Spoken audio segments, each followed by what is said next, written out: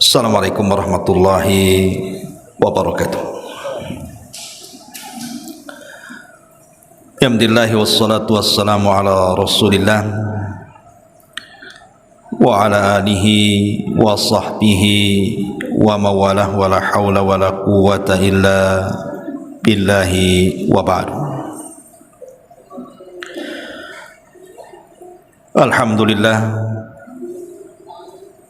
segala puja dan puji hanya milik Allah subhanahu wa ta'ala. Salawat dan juga salam kita hadiahkan kepada Rasul kita Nabi besar Muhammad sallallahu alaihi wa ala alihi wasallam. Alhamdulillah, di pagi menjelang siang ini,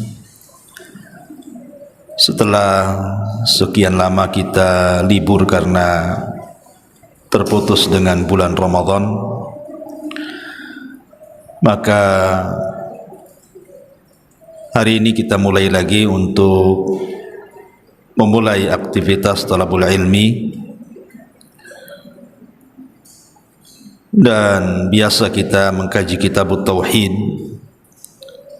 Karena ini masih permulaan, kita ambil tema bebas dulu.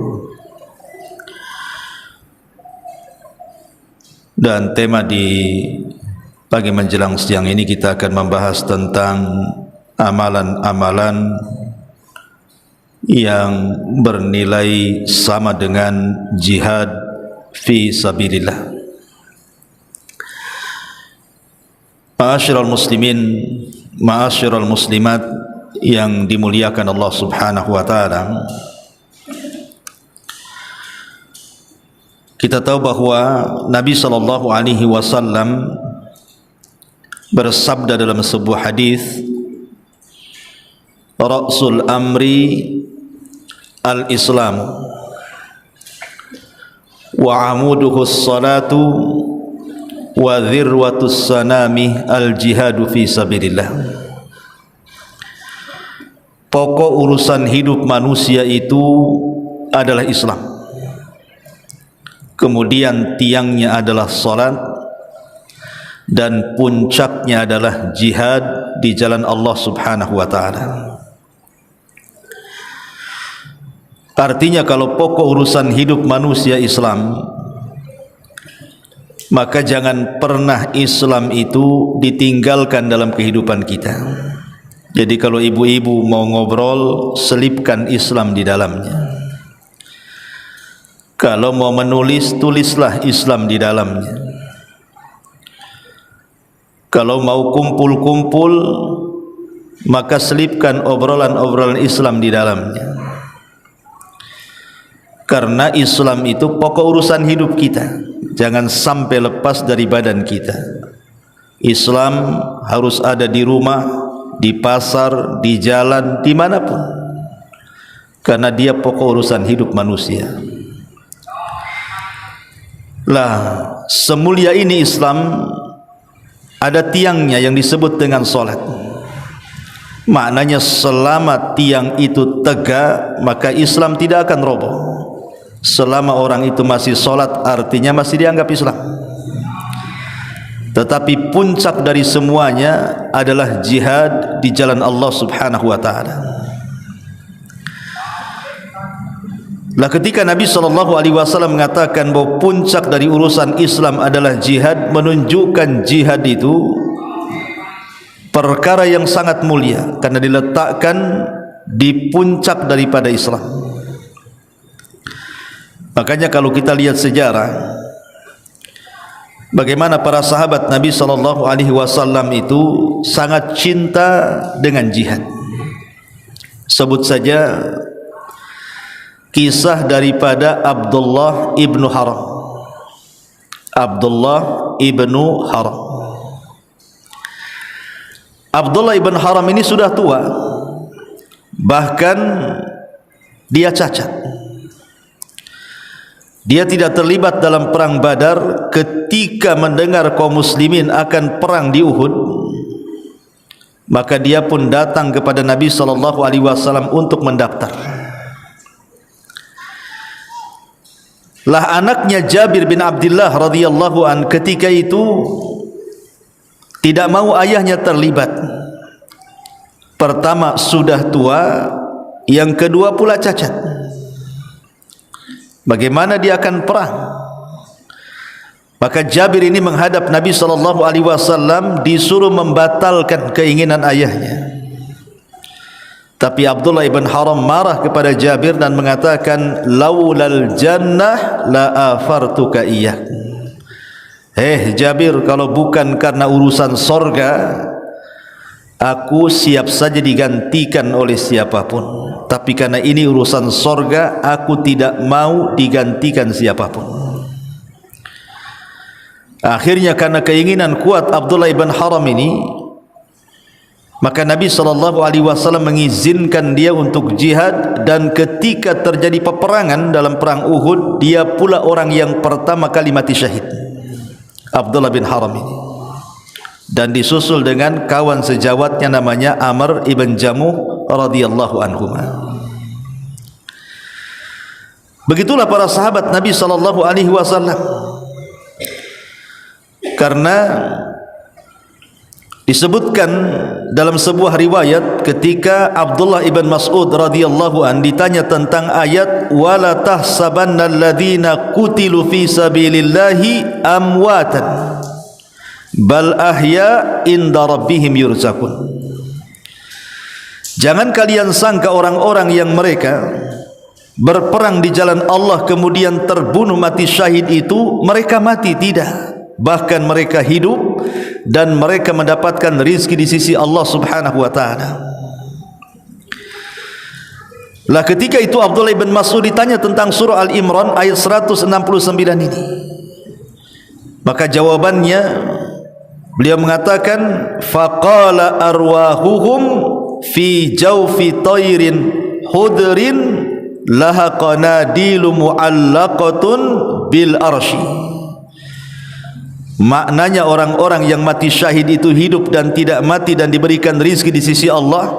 Artinya ruh-ruhnya para mujahidin ketika dalam kuburan itu, maka mereka akan dibawa burung kemudian diletakkan di kendil-kendil, dan kendil-kendil itu digantungkan di arsy Allah subhanahu wa ta'ala. Luar biasa. Jadi para mujahidin itu ruhnya atau arwahnya dalam kuburan itu akan dibawa burung, kemudian diletakkan di kendil, dan kendilnya ini digantungkan di arsy Allah subhanahu wa ta'ala. Dan banyak lagi keutamaan orang yang berjihad di jalan Allah subhanahu wa ta'ala. Tetapi jihad ini tidak semua orang bisa melakukannya, karena perlu keberanian. Kalau orang tidak berani, jangan lagi cerita dengar peluru, dengar petasan saja sudah takut. Makanya kenapa kemudian Allah subhanahu wa ta'ala ketika berbicara soal jihad, Allah katakan kutiba alaikumul qital wa huwa kurhul lakum. Diwajibkan kepada kalian qital, berperang, sementara perang itu kurhul lakum, sesuatu yang kita tidak suka. Karena tidak semua orang punya keberanian. Perang itu harus berani. Kalau tidak berani, mana bisa perang. Tetapi keadilan Allah subhanahu wa ta'ala, ada amalan-amalan yang bisa menandingi orang yang jihad di jalan Allah. Sementara orang yang jihad di jalan Allah ini, kalau seandainya Allah subhanahu wa ta'ala takdirkan dia mati, itu luar biasa pahalanya. Pertama, diampuni sejak awal dia mati, kemudian diperlihatkan tempat duduknya di sorga, kemudian dilepaskan dari azab kubur, kemudian diamankan dari kiamat besar, dan kelak pada hari kiamat diletakkan piala di kepalanya. Begitu kata Nabi SAW. Makanya di sini kita akan menjelaskan ada amalan-amalan yang bisa sebanding dengan jihad di jalan Allah Subhanahu wa taala tanpa harus kita berperang. baik dia laki-laki ataupun perempuan, kalau mengamalkan amalan-amalan ini maka pahalanya sama dengan jihad di jalan Allah Subhanahu wa taala. Amalan apa saja ini? Mari kita bahas. Yang pertama, amalan yang bisa menandingi jihad adalah ada mutakhiris salati an waktiha, tidak mengakhir-akhirkan salat pada waktunya. Nabi SAW dalam sebuah hadis yang dikeluarkan atau yang diriwayatkan dari Abdullah ibn Mas'ud radhiyallahu anhu, dia mengatakan, aku bertanya kepada Nabi SAW tentang amalan yang paling dicintai Allah Subhanahu wa taala. Amalan yang paling dicintai Allah Subhanahu wa taala. Maka Nabi SAW mengatakan, as-salatu ala waktiha, salat tepat waktu. Kemudian ditanya lagi, kemudian apa? Maka Nabi SAW mengatakan, thumma birrul walidain, kemudian berbakti kepada orang tua. Kemudian ditanya lagi, apa lagi wahai Rasul? Maka Rasul mengatakan, thummal jihadu fi sabilillah, kemudian berjihad di jalan Allah Subhanahu wa taala. Lihat bagaimana Nabi SAW merunut tiga perkara ini. Pertama, salat tepat waktu, kemudian berbuat baik kepada orang tua, kemudian berjihad di jalan Allah. Maknanya ketika tiga amalan ini disatukan, itu nilainya sama. Karena Allah sebut satu nafas dengan jihad. Amalan salat tepat waktu ini dan juga birrul walidain ini Allah sebut dengan jihad di jalan Allah Subhanahu wa taala. Maka sebagian ulama beristimbat bahwa tidak mengakhirkan salat pada waktunya itu setara dan sebanding dengan amalan jihad di jalan Allah Subhanahu wa taala. Salat tepat waktu ini memang tidak semua orang bisa. Nampaknya ringan salat tepat waktu itu kan. Tapi kan kenyataannya banyak orang yang mengakhir-akhirkan salat. Dibuatnya zuhur 2:30, asar pula 6:30, kemudian maghrib 6:30, isya pula 6:30. Ada orang-orang yang mereka itu sulit untuk menempatkan waktu pada solatnya. Padahal kalau kita melihat keutamaannya, sekali lagi di sini Nabi SAW menyebut satu nafas dengan jihad di jalan Allah Subhanahu wa taala. Dan ibu-ibu bisa melaksanakannya di rumah gitu. Karena ibu-ibu itu kan solat di rumah lebih afdal dibandingkan solat di masjid, walaupun tidak ada larangan kalau ibu-ibu ke masjid. Ini yang pertama. Yang kedua, di antara amalan yang sebanding dengan jihad adalah as-sa'yu ala khidmati al-armalati wal miskin. Berusaha untuk berkhidmat, membantu.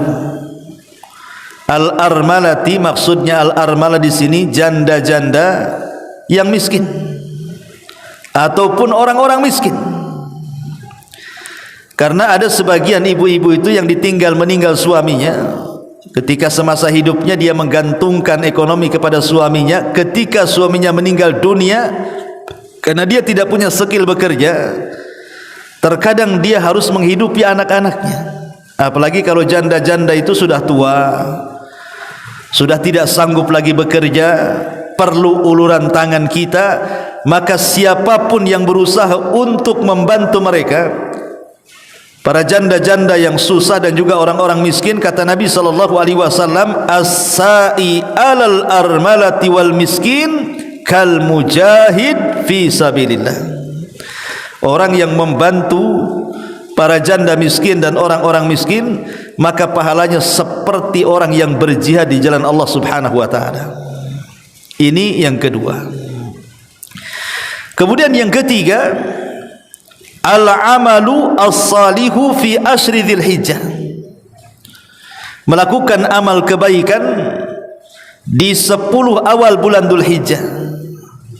Sekarang kita berada di bulan Syawal, Bu. Habis bulan Syawal masuk Dzulqa'dah. Habis Dzulqa'dah masuk Dzulhijjah. Berarti dari sekarang ke bulan Dzulhijjah itu hanya lewat 1 bulan saja tuh. Nabi SAW bersabda dalam sebuah hadis yang dikeluarkan atau yang diriwayatkan Abdullah ibn Abbas radhiyallahu anhuma. Kata Nabi SAW, "Ma min ayyamin al-amalu salihu fihinna ahab ila Allah min hadhihi al-ayyamil ashri." Faqalu ya Rasulullah walal jihadu fi sabilillah. Qala walal jihadu fi sabilillah illa rajulun kharaja bi nafsihi wa malihi wa lam yarji min dzalika bi syai'in. Kata Nabi SAW, tidaklah ada hari-hari yang amalan soleh apabila dilakukan lebih dicintai Allah dibandingkan kalau dilakukan di 10 awal bulan Dzulhijjah. Kemudian Rasul ditanya, "Rasul, apakah orang yang beramal di 10 awal bulan Dzulhijjah itu sebanding dengan orang yang jihad di jalan Allah?" Maka Rasul mengatakan tidak sebanding. Artinya masih lebih besar pahala orang yang beramal di 10 awal bulan Dzulhijjah dibandingkan pahala jihad. Kecuali kata Rasul, kalau yang berjihadnya ini adalah seseorang yang keluar dari rumahnya membawa jiwa dan hartanya, kemudian dia tidak pernah kembali ke rumahnya alias syahid, baru sebanding katanya. Subhanallah. Orang yang beramal saleh di 10 awal bulan Dzulhijjah itu sebanding orang dengan orang yang mati syahid. Jadi orang yang membaca Quran sebanding dengan orang yang mati syahid. Orang yang berzikir sebanding dengan orang yang mati syahid. Orang yang bersilaturahim sebanding dengan orang yang mati syahid. Orang yang qiyamul lail sebanding dengan orang yang mati syahid. Orang yang puasa sunnah sebanding dengan orang yang mati syahid, asal dilakukan di 10 awal bulan Dzulhijjah. Makanya Allah Subhanahu wa taala menjadikan sumpah dalam Al-Qur'an, wal fajri walayalin ashri, demi waktu fajar dan demi 10 malam. Maksudnya 10 malam bulan di permulaan bulan Dzulhijjah, tanggal 1 sampai tanggal 10. Siapapun yang beramal saleh di permulaan ini, maka pahalanya sama dengan orang yang mati syahid. Ini yang ketiga. Kemudian yang keempat, birrul walidain, berbakti dengan kedua orang tua. Berbakti dengan kedua orang tua. Disebutkan dalam sebuah riwayat dari Abi Hurairah radhiyallahu an, jadi ada anak muda datang dari Yaman menuju Madinah. Ada anak muda itu berjalan dari Son'a Yaman ke Madinah, ingin berjumpa dengan Nabi SAW dan ingin meminta izin kepada Nabi SAW untuk terlibat jihad. Maka Nabi SAW bertanya, "Ahayyun walida?" Apakah masih hidup kedua orang tuamu? Maka kata anak muda ini, "Na'am, ya, masih hidup wahai Rasul." Maka Rasul mengatakan, "Fa fihima fajahid." Pulang berjihadlah kepada kedua orang tuamu. Lihat bagaimana Nabi SAW memilihkan amalan terbaik. Anak muda ini kan ingin jihad, ingin perang bersama Nabi SAW, tapi Rasul memilihkan amalan yang lebih baik dibandingkan jihad. Dengan cara apa? Pulang berjihadlah untuk orang tuamu. Maknanya bahwa birrul walidain ini bisa sebanding amalannya dengan orang yang berjihad, bahkan lebih. Bahkan dalam riwayat, anak muda ini mengatakan, "Saya sudah izin kepada orang tua," dan keduanya menangis seolah-olah tidak redha. Maka Rasul mengatakan, "Pulang berjihadlah untuk kedua orang tuamu, buat mereka berdua tertawa sebagaimana engkau sudah berbuat kepada keduanya dengan cara menangis. Buat mereka bahagia karena kau sudah buat mereka sedih. Ini juga termasuk amalan yang sebanding dengan jihad, bahkan lebih birrul walidain. Kemudian yang kelima, al-amalu ala sadaqati. Al-amalu ala sadaqati. Maksudnya al-amalu ala sadaqati ini, maksudnya seseorang yang mengajak teman-temannya untuk bersedekah. Umpamanya dia punya tetangga, diajak tetangganya untuk bersedekah, atau menganjurkan tetangganya untuk mengeluarkan harta zakat. Maka dalam sebuah hadis Nabi SAW mengatakan, al-amil ala sadaqati bil haq kal ghazi fi sabilillah hatta yarji'a ila baitihi. Orang yang mengumpulkan harta sedekah dan harta zakat untuk dibagi-bagi kepada mustahiknya, maka ketika dia keluar menganjurkan orang untuk sedekah dan juga zakat itu, kedudukannya sama dengan orang yang berjihad di jalan Allah sampai dia kembali ke rumahnya. Subhanallah, ya. Makanya kenapa memerintahkan manusia untuk sedekah itu satu di antara 3 perkataan yang tidak tercela dalam Al-Quran. Allah mengatakan, la khaira fi katsirin min najwahum illa man amara bi sadaqatin aw ma'rufin aw islahin bainan nas. Kebanyakan ucapan manusia itu tidak baik, kata Allah, kecuali orang-orang yang memerintahkan manusia untuk bersedekah. Jadi perintah sedekah itu atau mengajak manusia untuk bersedekah adalah ucapan terbaik berdasarkan nas Al-Quran, la khaira fi katsirin min najwahum illa man amara bisadaqah. Tidaklah kebanyakan ucapan manusia itu indah dan baik kecuali orang-orang yang memerintahkan manusia untuk bersedekah. Ini yang kelima. Kemudian yang keenam, talabul ilmi. Belajar. Seperti ibu ini datang dari rumah ke sini memang niatnya untuk belajar, untuk dengarkan kajian gitu. Bukan niatnya daripada boring di rumah sendiri adalah ke pengajian saja, atau daripada di rumah sendirian di pengajian banyak kawan. Bukan itu.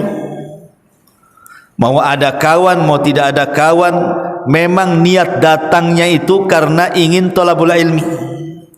Perhatikan sabda Nabi SAW. Kata Nabi SAW, man jaa masjidi hadha lam ya'tihi illa li khairin yata'allamu aw yu'allimu fahuwa fi manzilatil mujahidi fi sabilillah wa man ja'ahu li ghairi dhalik fahuwa bi manzilatir rajuli yang duru ila mata'i ghairi. Kata Nabi SAW, siapa yang datang ke masjidku ini, dia tidak berniat kecuali kebaikan, entah ingin belajar atau mengajar, maka kedudukannya sama dengan mujahid di jalan Allah. Tapi barang siapa yang datang bukan karena niat itu, maka seperti seseorang melihat barang orang lain yang bukan miliknya. Lihat, Nabi SAW menjelaskan bahwa orang yang datang ke masjid betul-betul ingin belajar, maka kedudukannya sama dengan para mujahid di jalan Allah. Jadi ibu ini para mujahidah. Tetapi sekali lagi ibu harus ada niat, Bu, ya. Jadi memang dari rumah itu ada niat untuk talabul ilmi. Dan kalau sudah tahu di antara fadilahnya sama dengan berjihad, niatkan dari rumah talabul ilmi selain menuntut ilmu juga mengharap pahala jihad, karena harus ada niat. Innamal a'malu binniyat, ya, amal itu kan ditentukan niatnya, bukan main berangkat gitu saja, tidak, tapi ada niatnya, ya. niat belajar dan diniatkan ingin mendapatkan pahala orang yang berjihad.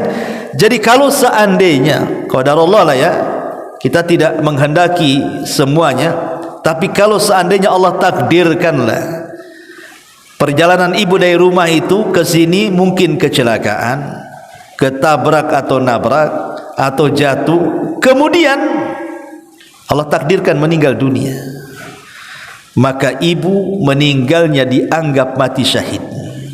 Dianggap mati syahid karena tujuan datang kemari untuk belajar. Alhamdulillah. Tapi jangan sengaja ditabrak-tabrakan ke pohon, Bu ya. Itu bunuh diri namanya. Ya, jadi memang ini sudah digaris takdirkan Allah, memang kematiannya harus seperti itu. Allah pilihkan yang terbaik, meninggal saat menuju majlis ilmu. Oh, itu kan luar biasa. Ya. Ini yang nomor 6. Yang nomor 7, at-takassub li'ifa'in nafsi wali i'alatil iyali wali birril walidaini. Mencari pekerjaan dalam rangka menjaga kehormatan untuk tidak meminta-minta kepada orang atau untuk membantu keluarga. Dan ini mungkin tugas laki-laki. Kata Nabi SAW ketika ditanya, ya Rasulullah, lau kana hadha fi sabilillah, faqala Rasulullah SAW, in kana kharaja yas'a ala waladihi sigharan fahuwa fi sabilillah, wa in kana kharaja yas'a ala abawaini saykhaini kabiraini fahuwa fi sabilillah, wa in kana kharaja yas'a ala nafsihi ya'uffuha fahuwa fi sabilillah, wa in kana kharaja yas'a riya'an wa mufakharatan fahuwa fi sabili syaitan. Kata Nabi SAW, siapa yang keluar rumah dalam rangka membesarkan anak-anaknya, niatnya memang mencari nafkah untuk beribadah, membesarkan anak-anaknya, maka hukumnya sama dengan orang yang berjihad di jalan Allah.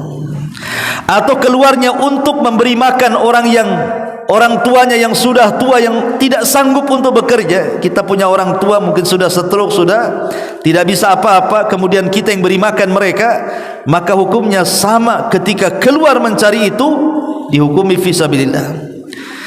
Ataupun barang siapa yang keluar rumahnya memang untuk menjaga diri supaya tidak minta-minta sama orang, maka dihukumi fisabilillah. Tetapi barang siapa yang keluarnya hanya untuk ria-riaan, bangga-banggaan, dia cari uang itu untuk mengindahkan rumah supaya dipuji orang, menjadi kebanggaan kita, tidak ada tujuannya kecuali itu, maka Nabi SAW mengatakan fahuwa fi sabili syaitan, maka orang ini berjalan di jalan setan. Ya. Nah, ini juga yang nomor 7. Kemudian yang nomor 8, al-hajj wal umrah, haji dan umrah. Disebutkan dalam sebuah hadis, innal hajja wal umrata, sesungguhnya haji dan umrah, la min sabilillah, sungguh termasuk amalan di jalan Allah Subhanahu wa taala. Kata Nabi SAW, haji itu dan juga umrah dikategorikan jihad fi sabilillah. Dalam sebuah hadis, ketika Nabi SAW ditanya soal jihadnya wanita, apa kata Rasulullah? Jihadnya wanita adalah hajjatul bait, haji ke Baitullah. Jadi haji dan umrah itu sebanding amalannya dengan berjihad di jalan Allah Subhanahu wa taala. Kemudian yang nomor 8, yang nomor 9, intidharus salati ba'da shalah, menunggu salat setelah salat. Maksudnya apa menunggu salat setengah salat? Umpamanya ibu di rumah ya, salat duhur di sebentar lagi, kemudian menanti-nanti kapan asar, Kemudian setelah asar menanti-nanti kapan maghrib. Kemudian setelah maghrib menanti-nanti kapan isya. Itu namanya menunggu solat setelah solat. Jadi kapan lagi solat, kapan lagi solat. Jadi keinginan solatnya kuat gitu ya. Bukan seperti orang kalau datang azan, solat lagi baru tadi. Bukan itu. Nah, itu bukan menunggu solat setelah solat itu. Itu menjadikan solat bagi dia beban namanya. Jadi maksudnya menunggu solat setelah solat itu memang dia ingin mendapatkan keutamaan. Seperti umpamanya solat subuh di rumah nih, tidak beranjak dari sajadahnya. Kemudian ibu baca Quran, berzikir, tidak segera nyapu, tidak segera ke dapur gitu ya, nunggu syuruk. Karena ingin solat 2 rakaat syuruk, karena pahalanya sama dengan haji dan umrah secara sempurna. Lah itu disebut menunggu solat setelah solat namanya. Jadi rindu untuk solat itu. Maka yang seperti ini kata para ulama, pahalanya sama dengan jihad di jalan Allah Subhanahu wa taala. Karena Rasul mengatakan fadzalikumur ribat, fadzalikumur ribat. 3 kali Rasul mengatakan fadzalikumur ribat. Kalimat ribat itu maksudnya kalimat jihad. Ya. Ini yang nomor 9. Yang nomor 10, at-tamassuk bisunnati zamanal fitan. Berpegang teguh dengan sunnah di tengah-tengah menyebarnya fitnah. Tamassuk, berpegang teguh dengan sunnah Nabi SAW di tengah-tengah menyebarnya fitnah. Dalam sebuah hadis Nabi SAW mengatakan, inna min waraikum zamanun sabrun lil mutamassiki fihi ajru 50 syahidan. Kata Nabi SAW, nanti akan datang zamannya di belakang kalian ada hari-hari kesabaran, di mana orang yang megang sunnah itu seperti megang bara api, serba salah, dipegang makin panas, lepas pula sunnah bagi dia. Tetapi lihat bagaimana ganjarannya, kata Nabi SAW, orang-orang yang betul-betul berpegang di zaman fitnah tadi, maka pahalanya sama dengan 50 orang yang mati syahid. Subhanallah ya Bu ya. Jadi kalau ibu mengamalkan sunnah Nabi SAW, di tengah-tengah orang tidak ada yang mengamalkan sunnah. Kalau di Batam alhamdulillah lah kan, masih ramai lah orang-orang yang ikut sunnah. Nah kalau di kampung-kampung itu, ibu pulang kampung kayaknya asing sendiri ibu ini. Jangan cerita amalan, cerita atribut pakaian saja udah jadi selebritis kampung itu. Dari ujung kampung ke ujung kampung ditengokin saja, mulai masuk sampai keluar. Padahal biasa-biasa saja kan Bu ya. Karena ada waktu-waktunya orang itu melihat pakaian syar'i aneh. Harusnya kita yang aneh kalau ada perempuan yang telanjang. Karena Islam itu tidak mengenal wanita telanjang kan gitu ya. Ini terbalik, wanita yang tertutup dianggap aneh oleh wanita telanjang gitu. Maka kalau ibu sabar nih, umpamanya ibu hidup di kampung sendirian, yang lain buka aurat, ibu pula nutup aurat sendirian, ibu sabar, mau diejek apa saja tetap saja ibu pakai. Maka Nabi SAW mengatakan orang-orang yang berpegang dengan sunnah Rasul di zaman fitnah, maka pahalanya sama dengan 50 orang yang mati syahid. Luar biasa ya. Jadi kalau kita ini sudah futur gitu ya, gara-gara banyak masalah dengan keluarga, dengan masyarakat, ingat hadis ini supaya makin kuat lagi memegang sunnah Nabi SAW. Kemudian yang nomor 11, qaulul haq inda sultanil jair. Nasihat kebenaran di depan penguasa yang zalim. Kata Nabi SAW, afdalul jihad, seutama-utama jihad adalah kalimatul haq inda sultanil jair. Menyampaikan kalimat-kalimat kebenaran di depan para pemimpin zalim. Ingat, nasihat ya, bukan demo. Kalau demo bukan nasihat. Ya nasihat kepada penguasa, entah lewat orang-orang yang dekat dengan penguasa gitu ya. Karena nasihat kepada penguasa tidak boleh terang-terangan. Menurut akidah ahli sunnah itu tidak boleh menjelek-jelekan penguasa di mimbar-mimbar. Enggak ada manfaatnya. Tapi kewajiban kita mendoakan kebaikan kepada mereka, karena doa itu jelas ada manfaatnya. Dan kalau kita bisa memberikan nasihat secara langsung, alhamdulillah. Tidak secara langsung lewat orang lain, alhamdulillah. Tidak sanggup juga, cukuplah ingkar dengan hati kita walaupun itu selama-lamanya iman. Tapi mendoakan kebaikan kepada penguasa sangat dianjurkan. Apalagi penguasa zalim, kita doakan supaya mereka menjadi penguasa baik gitu ya. Kemudian yang nomor 12, di antara amalan-amalan yang sebanding dengan amalan jihad adalah orang-orang yang mereka sabar ketika ditimpa musibah. Orang-orang yang sabar ketika mereka ditimpa musibah. Apa saja musibah-musibah yang seseorang itu akan dinilai sebagai orang yang mati syahid.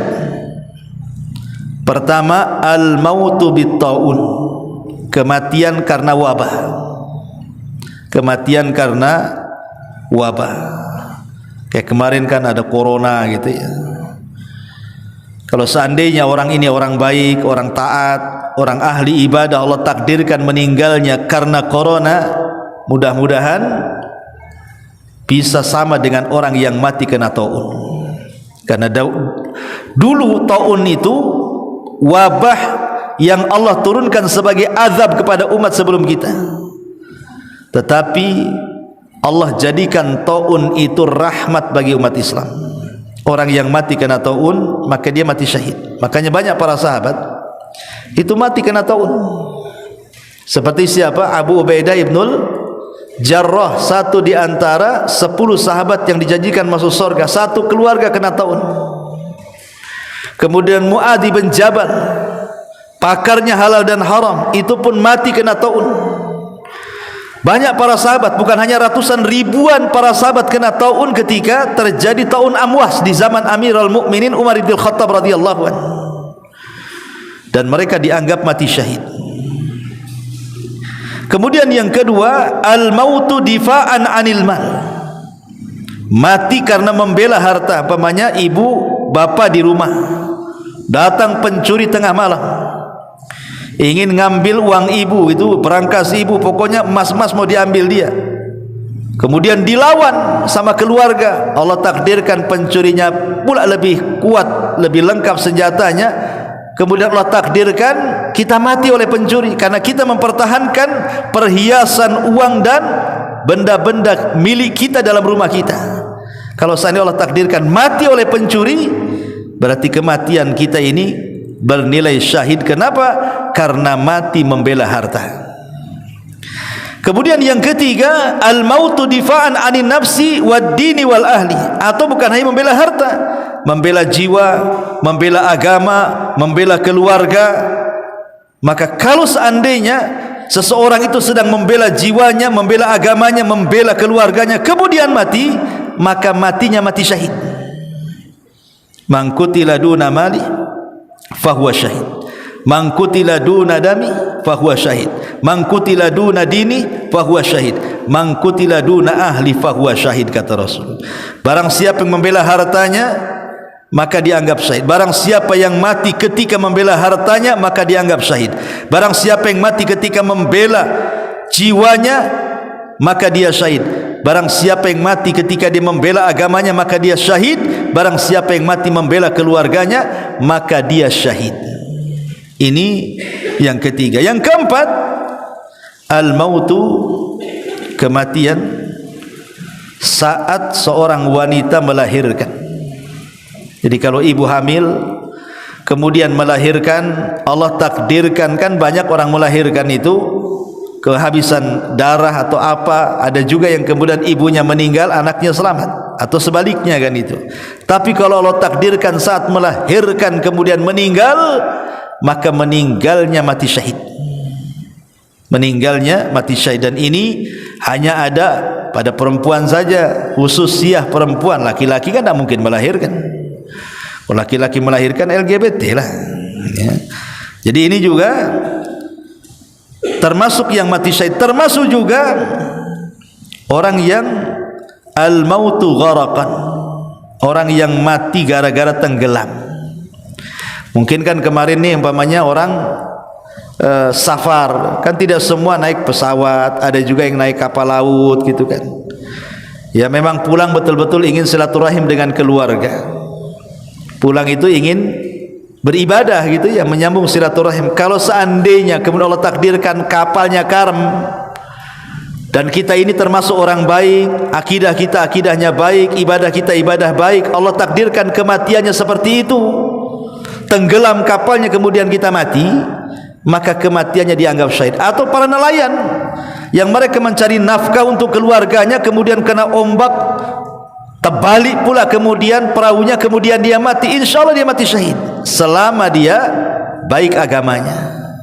Kalau tidak baik agamanya ya bukan mati kebaikan, mungkin itu bagian daripada ujian dan adab bagi dia dari Allah subhanahu wa ta'ala. Termasuk juga al-mahruq, orang yang mati terbakar, tiba-tiba rumahnya kebakaran gitu kan, kita sedang sholat di dalam, tahu-tahu kebakaran, tidak bisa keluar, akhirnya terpanggang dalam rumah. Maka kalau itu kejadian kepada orang yang beriman dan ahli ibadah, maka itulah kematian terbaik bagi dia, mati terbakar. Dan mati terbakar itu bagian daripada orang yang mati syahid. Termasuk juga al-mautu bimaradis sam, mati karena penyakit kolera, penyakit perut, sakit perut ya, tahu-tahu mati ya kan. Maka kalau seandainya dia mati karena sakit perutnya, maka itu juga bagian daripada syahid, namanya al-mabtun.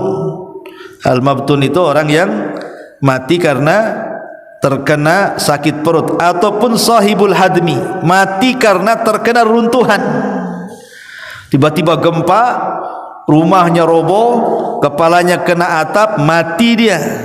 Dan dia orang baik, orang soleh, orang beriman. Allah berikan pilihan kematiannya seperti itu saat gempa, maka insya Allah dia mati syahid ya, dia mati syahid. Termasuk juga orang yang dianggap mati syahid adalah wanita-wanita yang sedang nifas. Dia sudah melahirkan kan nifas, kan tidak mesti meninggalnya itu saat melahirkan. Boleh jadi sudah melahirkan, kemudian nifas itu kan dalam mazhab Syafi'i 40 hari. Ada yang mengatakan yang penting kering dan suci. Intinya bahwa ketika dia bernifas setelah melahirkan kemudian dia meninggal, maka Nabi SAW menganggap kematiannya mati syahid ya. Lah inilah di antara amalan-amalan yang disebutkan para ulama, siapapun yang mengamalkan amalan-amalan ini maka dinilai seperti para mujahid di jalan Allah subhanahu wa ta'ala. Wallahu alam bisawab. Ini kajian singkat ya, karena juga perdana.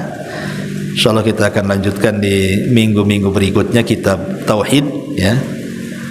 Sebelum saya tutup, kalau ada yang mau bertanya silahkan kita buka tanya jawab.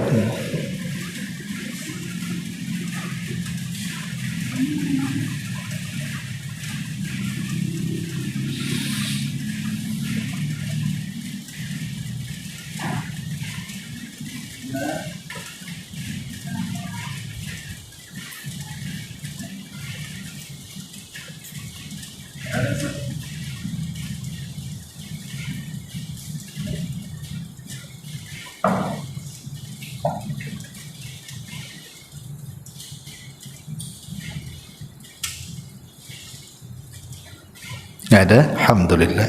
Tidak paham lah ya. Kita tutup dengan doa kafaratul majlis. Subhanakallahumma bihamdika asyhadu an la ilaha illa anta astaghfiruka wa atubu ilaik. Allahu ta'ala alam. Assalamualaikum warahmatullahi wabarakatuh.